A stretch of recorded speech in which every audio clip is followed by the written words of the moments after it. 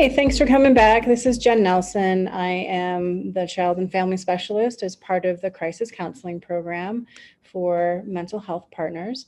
And this is our last video, and we're going to be covering some more content about how to support your kids' mental health during COVID-19. Emotions are all good. There is no bad emotion. They're all valid and important. And if they can be identified and worked with, it's less likely you're going to see the behaviors that can come that can be negative that are associated with that emotion. So the last two strategies that can help your child feel secure and work through some of the anxiety and challenges that COVID has presented. We have breathing is so important. So why is deep breathing so important? Abdominal breathing for 20 to 30 minutes each day has been shown to significantly reduce anxiety and stress. Deep breathing increases the supply of oxygen to your brain and stimulates the parasympathetic nervous system, which promotes a state of calmness. So breathing techniques help you feel soothed and connected to your body. They bring awareness away from the worries in your mind and quiet your head so your thoughts are not racing and your body can be calm. So one of the breathing exercises that can be really helpful for parents and kids is called 4-7-8 breathing. And 4-7-8 breathing is simple. You can do it anywhere. It is an exercise of breathing in your nose, inhaling in your nose for the count of 4, holding the air in your lungs for a count of 7, and exhaling out of your mouth for the count of 8. For children that are younger, this is kind of a long amount of time to hold your breath. So the numbers usually are 3, 4, 5, or you can count 4, 7, 8 and do that a little bit slower, count a little bit more or a little bit more quickly, and then a little slower for older adults. So I would suggest you try that, breathing in your nose, holding it in your lungs, exhaling. So count of 4, breathing in, holding it for 7 counts, and then breathing out for 8.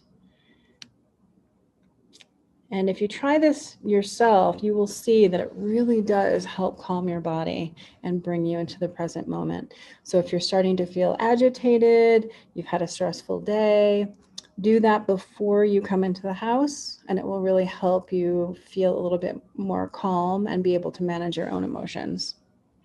So the last simple strategy that I would like to suggest that you try for your kids is touch. So humans are wired to be touched. From birth until death, our need for physical contact remains. Physical contact is vital for not only mental and emotional health, but physical health too. When you feel stressed, your body releases the hormone cortisol. This hormone interferes with the immune system. And now more than ever, we need our immune systems working well.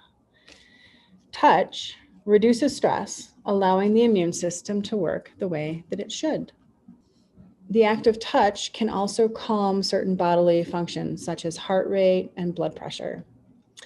It does so by stimulating the pressure receptors that transport signals to the vagus nerve.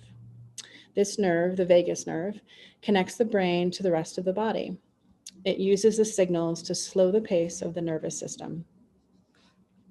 In early life, touch is thought to be crucial for building healthy relationships by stimulating pathways for oxytocin, the natural antidepressant serotonin, and the pleasure chemical dopamine. So the act of touching your child and the act of someone touching you actually is a natural antidepressant. Physical affection is one of the most effective ways to counteract some of the negative impact of adverse experiences as well. It's simple, but it's true. In this series, we've covered a lot of different strategies that are very simple, but ones that are very effective that you can use with your kids when you're seeing that they're experiencing stress and anxiety. So good luck working on it. You can do it. Make sure to take care of yourself and take care of your kids during this really challenging time that we're having. Thanks for joining us.